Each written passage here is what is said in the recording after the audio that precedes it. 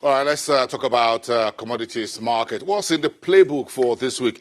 On Friday, we got the Nigeria's PMI numbers. Then, of course, we'll continue to chase the price of Brent crude, and then the Brexit deadline, and of course, banks credit. All of these are all in the books as we look at it. So let's talk to Nosike Nwajide, who is a member of the economic think tank at Financial Derivatives Company. Is live at our global headquarters. Thank you so much. Good morning. Good morning. Welcome. Quite an interesting time we have on our hands right now. Can we continue to ignore, or we should continue to follow? Perhaps we just hold it by the tail, the Brexit deadline, which keeps shifting. No one is sure what will happen. But again, it's something that everyone should be cognizant of. Yeah, it's basically political uncertainty feeding into economic uncertainty.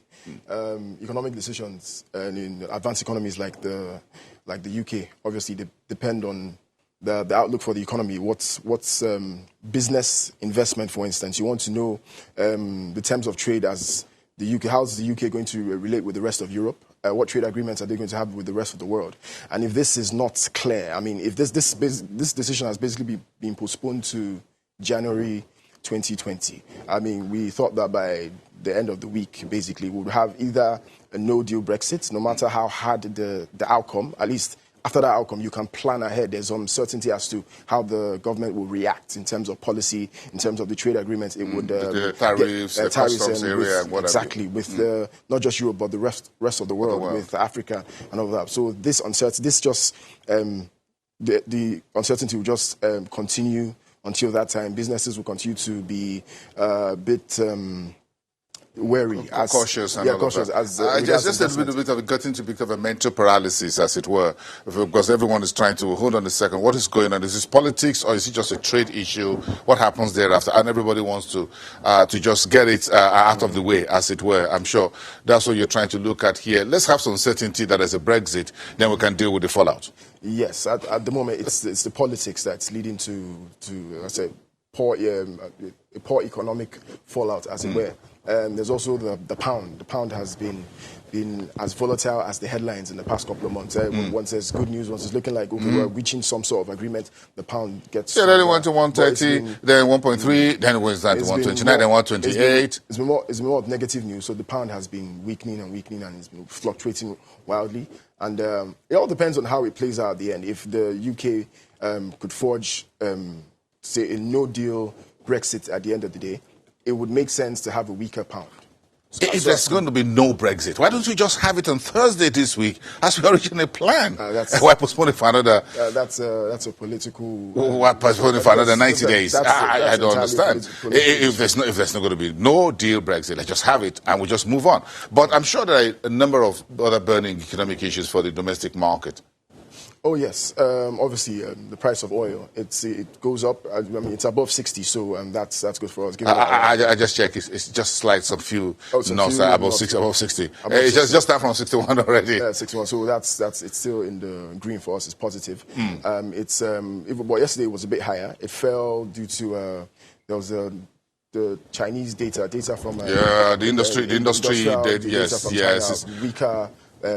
Second month in a row. So that weighed on oil prices. Obviously, the sentiment as it is as regards global growth and global trade is looking dimmer, and that's weighing on oil prices. There's one bright spot is the OPEC meeting in December, where the OPEC and Russia have come together to say, look, if need be, we are willing to cut production even more. And given that Nigeria is one of the countries that is producing higher than its quota, Nigeria may be called upon to shed some weight, and produce what you're supposed to produce. Let's drill down a little bit more into our own manufacturing numbers. PMIs across the world hasn't been really fantastic. Let's be honest, from Europe to China. Yes, manufacturing has been one of the victims of the sentiment, global sentiment as regards growth, as regards output. For us, our CBN manufacturing PMI was released on Friday. It rose to 58.2.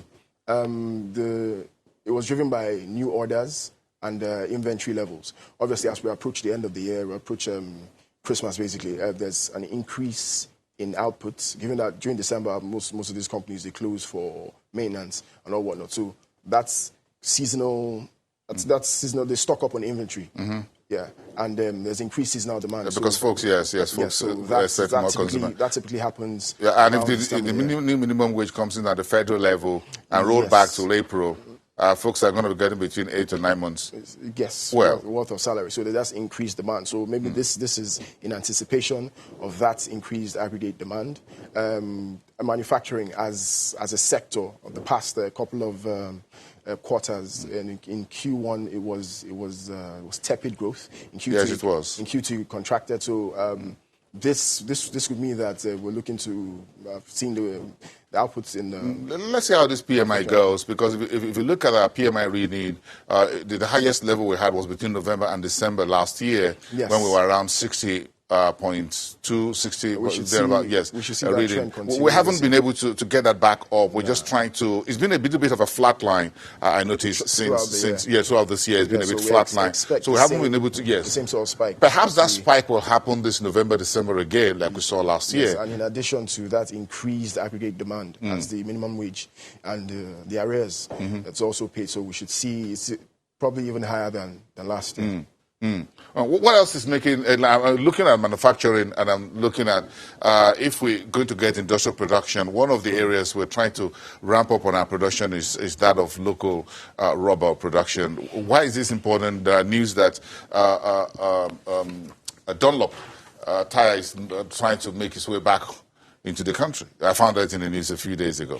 Okay, I mean that's great news. I mean, why we have to address one of the reasons they left in the first place: the ease of doing business, the cost of doing business, the constraints to business. The costs were just too high for everything from borrowing costs to running costs. Now, if Dunlop is going to come back, and sorry to cut you, they're going to come back to the same location they left years ago. The first thing they'll need to repair is the road in front of. That's Akron. It's a total mess. It's a mess. In fact, it's more than a mess. If you guys know where Akron is here in Lagos, you need to see it. It's a total mess, and that's the main road within the Ikeja Industrial Estate. It's a total mess. So part of the costs, because the road is worse, than when they left Nigeria and packed up, so they got to come back and repair the road first. What we may not know is what concessions the government may have given them, what discussions have gone on between Dunlop and the federal government, or even the state governments, where it could be, look, okay, access routes to our office, access routes to our factories, or whatnot. These discussions. Maybe they're going to set up somewhere else within the country. Maybe not exactly in Lagos.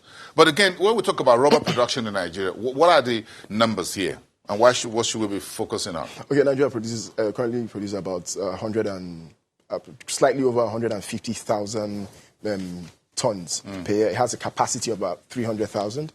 One of the reasons that has fallen over the years is, the tire manufacturers, the Dunlop and the Michelin and a few others. Yeah, a few others have left, and some of them moved to Ghana. So them coming back is something that we might see that might boost output further towards capacity. Nigeria is a fringe player in the global market, but just over 1% global production. Rubber production globally is something that is driven by. There's some competition with, there's a natural rubber you get from trees. You plant the rubber, it grows. It takes about 5 years. The tree lasts about 25 years. And there's the rubber gotten from synthetic sources, petroleum. So as the price of oil either rises or falls, it creates an incentive. Do we use synthetic rubber, or do we go to the natural? Yes. Natural sources? And I see when I saw the numbers from Okomo Oil PLC, which is listed on the stock exchange, and that came in a few days ago. It shows that their rubber production is beginning to ramp up a little bit. Maybe some of this will begin to flow into this. But let's just wrap this conversation around the soft commodities. I don't want us to leave that out at where you see the entire climate change and what have you regarding soft commodities like corn and wheat and sugar. Okay, wheat production, wheat prices went up yesterday. There's an issue of bad weather conditions in Ukraine. I mean, it's typically at this time of the year, wheat production, or unfavorable weather conditions in Ukraine. So outputs... And Russia too, I'm just wondering, the neighbors there. Ukraine and Russia. So the outputs have slowed down, and that's seen prices spike. For corn, a few issues around the harvest in Argentina. That's a major producer of corn. For a commodity like cocoa, Nigeria is also a producer of cocoa. The prices fell yesterday. We saw Ivory Coast planning to ramp up production, and Ivory Coast is the largest producer of cocoa. So when it speaks, the rest of the cocoa world listens, or when it sneezes, the rest of the cocoa world catches cold. So we saw that happening, and we see prices will fall even further as it plans to ramp up production towards Christmas. Okay. Thank you. We'll check in again with you Thursday. It's the final day of the month, and again, it's no longer a Brexit day. But of course, let's just see let's see how everything. Thank you. Thank you for having me. Thank you. Nosuke Nwajide, a research analyst and a member of the economic think tank of Financial Derivatives Company.